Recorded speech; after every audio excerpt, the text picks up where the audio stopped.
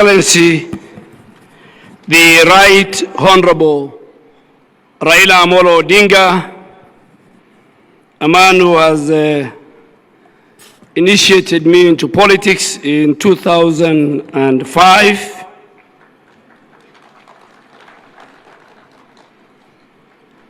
Your Excellency, the Governor of Homa Bay, Honorable Gladys Wanga, one of my very, very good legislator when I was the leader of majority, the chair of the Council of Governors, Excellencies Governors, Deputy Governors, colleagues from both the Senate and the National Assembly,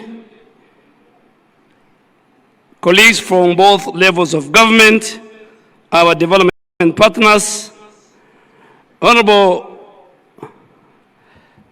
Excellency, former Prime Minister, as we come to the day 2 of the Devolution Conference, let me first extend my heartfelt appreciation to Homa Bay County for its warm hospitality, and also to the Right Honorable Raila Odinga for his enduring leadership in advancing equity and justice.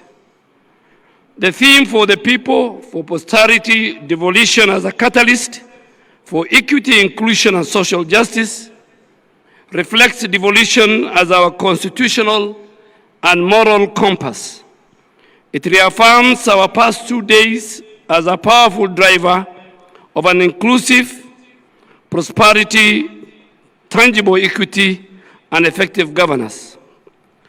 Social justice, Honorable Prime Minister, demands that every Kenyan has an equitable access to opportunities.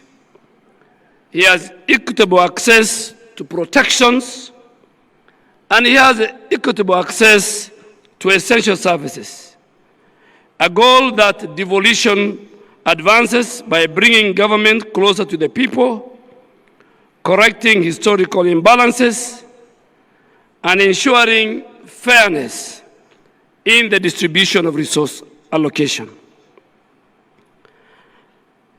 Ladies and gentlemen, Honorable Prime Minister, guided by this principle, our health reforms under the universal health coverage focuses on 4 key pillars: human resource for health, making sure equitable deployment of skilled health workers, integrating community health promoters into the formal system, and scaling up specialist training to ensure we have skilled care in every county.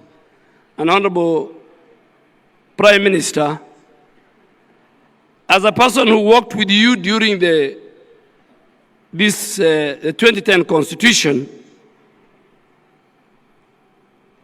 I am still and will always believe that devolution was right, devolution has done the best, and the days when decisions were made for our country from the street of Harambee House or Harambee Street, where you have one side the office of the President, and the other side you have the National Treasury, and all other related offices, including the Judiciary, the Public Service Commission, the Office of the Attorney General, Parliament.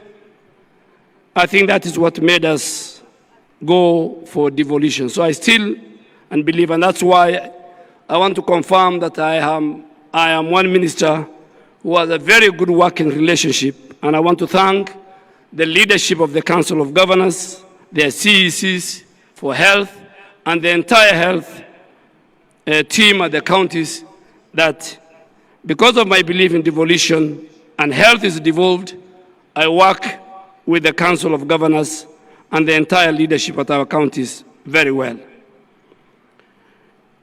On health financing, restructuring through social health insurance with the dedicated funds for primary health care, chronic illness, and emergencies, while we are leveraging on public-private partnership to expand our physical space. These health reforms are already delivering tangible gains, reducing maternal mortality, expanding our ICU and HDU capacity along our counties and our referral hospitals, improving our immunization coverage, and enhancing access to oncology, dialysis, and other specialized services. However, challenges remain, including limited physical space, health workforce gaps, emerging health threats, and inequities in access.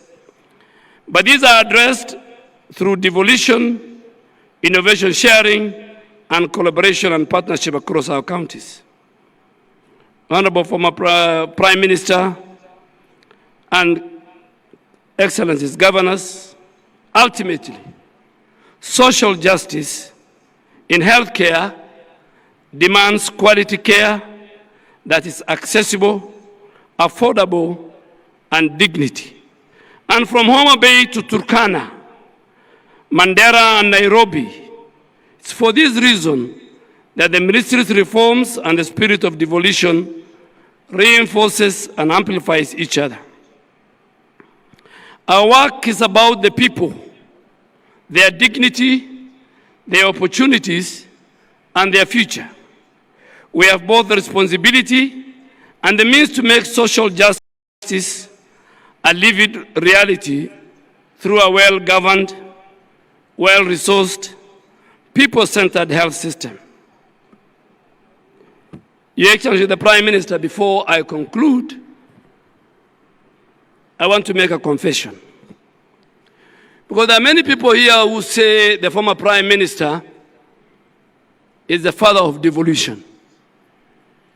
Maybe they have read in the newspapers, maybe they heard through the TV, but I was there on the table when you fought for devolution.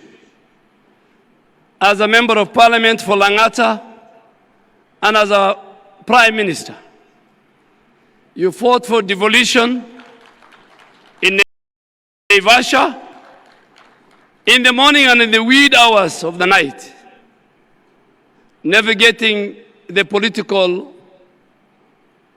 turmoil of that time. You fought for three things among many things. Three were irreducible minimum for you, because I was a member of ODM, and I'm happy Senator of Siaya and my long-term lawyer who defended me in many petitions, election petitions, is sitting here. And also, the man who first signed my nomination certificate to go to Parliament, Professor Anyang' Nyong, is sitting here.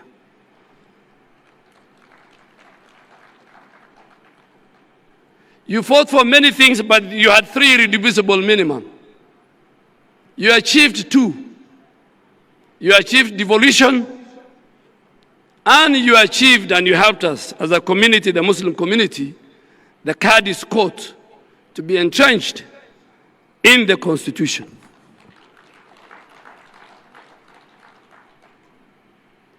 And I can tell you without fear of contradiction that when history is written, the Muslim community in our country will remember your position. But you fought for also a parliamentary system of government. Kenyans fight every election because of bombers. You wanted to devolve the presidential election through a parliamentary system of government, where one day a son in Turkana or from Kuria will ascend and become the Prime Minister of Kenya. That did not happen. It didn't happen, but at least in everything that you look for, you don't get 100%. We got a good constitution with a very good Bill of Rights. Devolution was key. And just to pick on the region where I come from, former Prime Minister, before devolution, the three districts of Northeastern and the three, which are now the three counties of Garissa, Wajir, and Mandera used to receive a paltry 1 billion shilling in one financial year for development. Today, because of devolution, Garissa, Wajir, Mandera combined receives close to 30 billion. That is because of what you did as our leader then and our leader now, that you fought for the Bill of Rights that we have today. We fought together with the great minds here, an independent judiciary, an independent parliament. But because this is a devolution conference,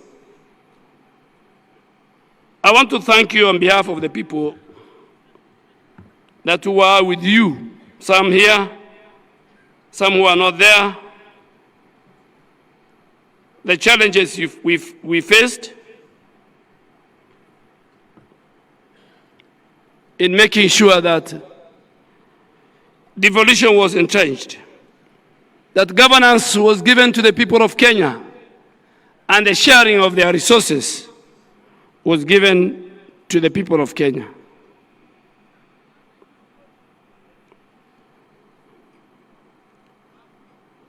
And that is why, again, you have remained consistent and fidelity to devolution. A number of times, colleagues, my former colleagues in Parliament, National Assembly, ask me, why is the former Prime Minister sometimes hard on us when it comes to the Senate? And I want to say it here. The Senate is the custodian of devolution. The former Prime Minister made his time with Professor Nyang' Nyong'o and many people who also became senators. But today, the custodian of devolution is Senate. That is the institution created by the Constitution. And just to conclude, no community, devolution was to make sure every Kenyan, regardless of his community, religion, and his location, are equal before the Constitution and before God. And that is why we want to say, if you want to aspire to be a leader in the Republic of Kenya, you must have certain credentials. You must be ready to speak for the El Molos on the shores of Lake Turkana. You must speak for all religions, and you must speak for all communities. And you must speak for Kenya. You can speak for your community, you can speak for your religion, and you can speak for your region. Kenya is one indivisible nation with one flag, one map, a member of the East African community. And in conclusion, on behalf of the Ministry of Health, I reaffirm our belief together we can ensure devolution truly delivers for the people, for posterity, and for justice. Thank you, God bless you, and God bless the Republic of Kenya.